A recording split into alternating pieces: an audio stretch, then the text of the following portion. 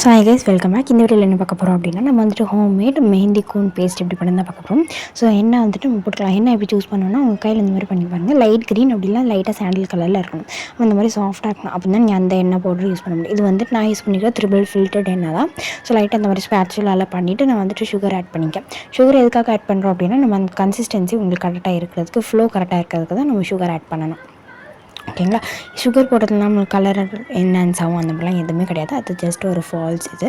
So sugar போட்டதுக்கப்புறமா நான் வந்துட்டு கொஞ்சமாக எசென்ஷியல் ஆயில் சேர்த்துக்கிறேன். எசென்ஷியல் ஆயில் இப்போவுமே நான் வந்துட்டு நிறைய சேர்க்க மாட்டேன். அட் லாஸ்ட்டில் தான் வந்துட்டு நான் எசென்ஷியல் ஆயில் ஊற்றி க்ளோஸ் பண்ணி டைரி ரிலீஸ்க்கு வச்சுருவேன்.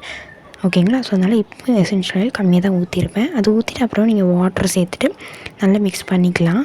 மிக்ஸ் பண்ணிவிட்டு அப்புறம் லாஸ்ட்டில் இந்த மாதிரி லைனாக போட்டுட்டு டைரி ரிலீஸ்க்கு வைக்கிறப்போ எசென்ஷியல் ஆயில் கொஞ்சம் ஊற்றிக்கோங்க. நான் வந்து லாஸ்ட்டில் எசென்ஷியல் ஆயில் ஊற்றிட்டு மூடி வச்சுட்டேன். நெக்ஸ்ட் வீடியோவில் நம்ம வந்துட்டு எப்படி பைப்பிங் பண்ணுறது, எப்படி கோன் ஃபில் பண்ணுறது எல்லாமே உங்களுக்கு வந்துடும். ஸோ இது எல்லாமே தான் நம்ம மிக்ஸாலஜி ஃப்ரீ மெஹந்தி கிளாஸில் இது கூட நான் உங்களுக்கு சொல்லி கொடுத்துருந்தேன். அவங்களோட ரிவ்யூ நெக்ஸ்ட் வீடியோவில் போட்டுறேன். மிக்ஸாலஜி கிளாஸ் அவங்களுக்கு எப்படி லைவில் எடுத்துன்றது நெக்ஸ்ட் வீடியோ வரும். ஓகே, பாய்.